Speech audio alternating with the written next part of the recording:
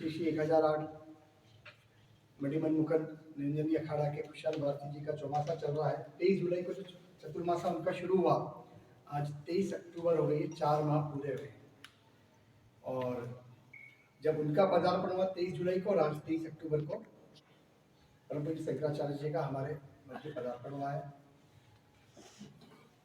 अभी जो विषय है आपके सबके बीच में मैं रखता हूँ और आचार्य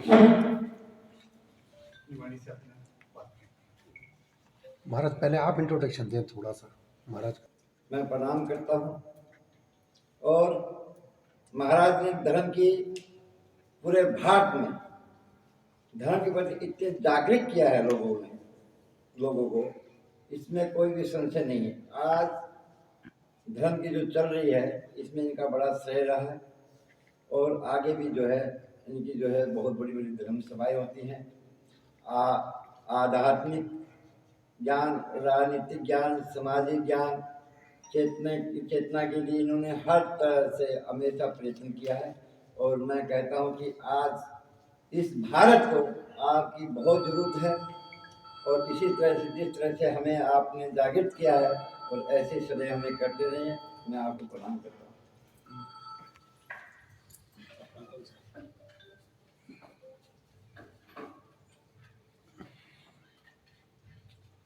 धर्मस्य विश्वस्य जगतः प्रतिष्ठा।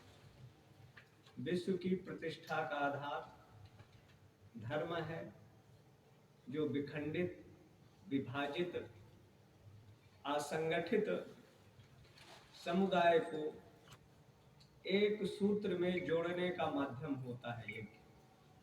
यज्ञो विश्वस्य भुवनस्य नाभि। विश्व ब्रह्मांड के नाभि केंद्र के रूप में यज्ञ है। वेदों के आधार पर 1,11,31 शाखाएं वेदों की हैं, जिसमें 1,00,000 ऋचाओं का उल्लेख मिलता है, जिसमें 80% कर्मकांड, 16% उपासना कांड और 4% ज्ञान कांड। तो कर्म और उपासना को दृष्टिगत रखते हुए 10 महाविद्याएं हैं, वैसे 10 दिशाएं हैं। उन 10 दिशाओं में कल्याण का मार्ग भगवती बगड़ा करती है। जो जिस भाव से, जिस स्थिति से उनका उपासना, आराधना प्रायः दिन में भी होती है और ये तांत्रिक उपासना है, रात्रि काल में भी विशेष फलदायी है, जिससे हम राष्ट्रद्रोही शत्रुओं का भी सफाया कर सकते हैं। राष्ट्र में जो भी यम चिंतते कामम तम तम प्राप्नोति भूतले कुमार, जो इसका उपासक है, साधक है, इस धरा पर जो जो चिंतन करेगा इस भूमंडल में वो प्राप्त कर लेता है। ये भगवती का काल, उत्पत्ति काल सौराष्ट्र के हरिद्रा सरोवर में होता है। और एक तरह से जब भगवती शिव और गणपति के संघर्ष में गणेश का शिरोच्छेदन शिव जी के द्वारा हो जाता है, तो भगवती ने अपने शरीर से 10 महाविद्याओं को उत्पन्न किया। काली, तारा, षोडशी, भुवनेश्वरी, छिन्नमस्ता, बगला, धूमावती तथा कहा कि 10 दिशाओं में प्रलय की स्थिति उत्पन्न करो। और ये देवता लोग अनर्गल निरापराध मेरे बालक का शिरोच्छेदन किया है। ब्रह्मा और विष्णु ने फिर इनकी स्तुति किया। फिर बालक गणेश को जीवन दान मिलता है। और भगवती फिर जब काफी देवताओं ने प्रार्थना किया तो 10 विद्याओं को अपने शरीर में उन्होंने समाहित किया। तब उस समय समाज में शांति का वातावरण निर्माण हुआ था, जिसका ब्रह्मांड पुराण, भृगु संहिता, ऐसे 18 ग्रंथों में बगला का वर्णन निरूपण मिलता है। शाक्त प्रमोद एक ग्रंथ है, उसमें भी बगला का विशेष अर्चना जी का वर्णन आता है उपासना आराधना के माध्यम से। यज्ञ कलयुग का साक्षात कल्प वृक्ष है। जो लोग कहते हैं यज्ञ से फायदा नहीं, यज्ञ का विधि पूर्वक अगर हम कार्य करते हैं, आहुतियां देते हैं, यज्ञ मंडप में देवताओं के देवियों के निमित्त जो आहुति दी जाती है, स्वाहा का धर्म मंच से आध्यात्मिक दैवी चेतना, ब्राह्मी चेतना को जगाकर नकारात्मक भाव लोगों के चित्त वृत्ति से हटाकर ईश्वर धर्म के प्रति उनके हृदय में दैवी भाव को जागरण करना, ये धर्म मंच का काम होता था। और ये दो कामों को करने के लिए धन की आवश्यकता होती थी। व्यक्ति जीवन परिश्रम से उपार्जित धन का जो धर्म के प्रति, अध्यात्म के प्रति और राष्ट्र की नकारात्मक व्यक्तियों के समूल उन्मूलन के निमित्त जब हम आहुतियां देते थे तो समाज में सुख, शांति, समृद्धि, एकता का वातावरण निर्माण हो। और आसुरी शक्तियां तो जिस तरह से तांडव मचा रही हैं, सनातन क्या अपना जो पुराना वैभव है वो प्राप्त कर सकेगा? क्योंकि इस समय कलयुग है, उनका प्रभाव ज़्यादा है। ये कलयुग नहीं, हर युगों में तामसी वृत्तियों का प्रभाव रहा। त्रेता को अगर ले ले तो रावण जैसा विद्वान व्यक्ति संपूर्ण भूमंडल में अपना वर्चस्व कायम किया, लेकिन आध्यात्मिक वनवास का जीवन व्यतीत कर यहाँ के गृहवासी, वनवासी, आदिवासी बंदर भालुओं को एकत्र कर और जगह जगह जंगल में संतों के आश्रम जो है एक तरह से खुफिया काम करता था।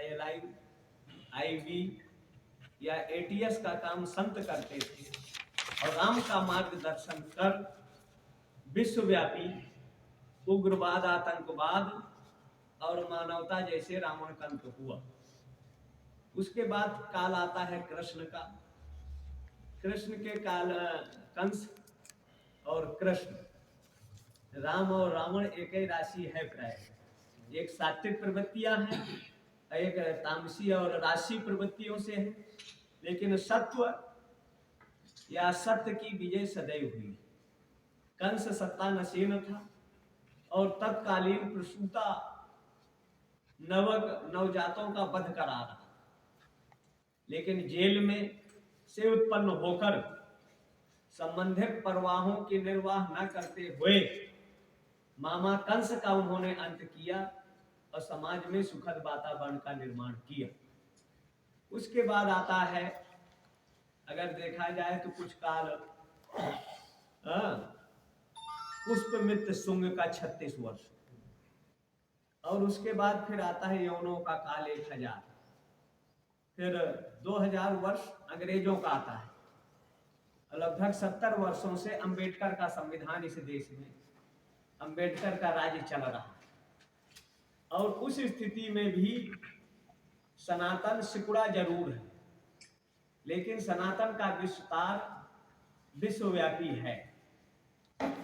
कोई ऐसा विश्व का देश नहीं है या विश्व का कोई ऐसा व्यक्ति नहीं है जो जन्म लेने पर सनातन धर्म में ही लेता है और उसके बाद वो संस्कारों से ईसाई बन जाता है, संस्कारों से मुसलमान बन जाता है, यहूदी बन जाता है, पारसी बन जाता है, बहाई बनता है। संस्कारों के द्वारा यहाँ जन्म जो है सनातन में ही है सब। तो सनातन वैसे विस्तारित है और सनातन ही एक ऐसा विधा है या धर्म है जो एतद् देश प्रसूतस्य सकाशात् अग्रजन्मनः स्वं स्वं चरित्रम शिक्षेरन् पृथिव्याम सर मानव। विश्व के मानव को एक नई दिशा दशा अनादिकाल से अब तक देता आया है। सनातन कभी हिंसक नहीं रहा, वसुदैव कुटुंबकम की परिचर्चा करता रहा, लेकिन आज कुछ आस्तीन के सांप हैं जो मच्छर के रूप में है, मसा के रूप में है, चीलर के रूप में है, कि व्यक्ति के शरीर में रहकर उनका रक्त पान करते हैं तो कुछ सामाजिक शीर्षस्थ पदों पर रहकर जो सनातन का खून चूसना चाहते हैं या उसको नष्ट करने का दिवा स्वप्न सोचते हैं, तो जैसे कोई जुगनू सोचे कि मैं सूर्य के वजूद और अस्तित्व को मिटा दूंगा, तो ये तथाकथित चंद्र धर्मद्रोही विधर्मी सनातन को मिटा नहीं सकते, न मिटा पाएंगे। सनातन शाश्वत है, चिरस्थायी है, अजर अमर है और हर व्यक्ति के हृदय में वो व्याप्त है।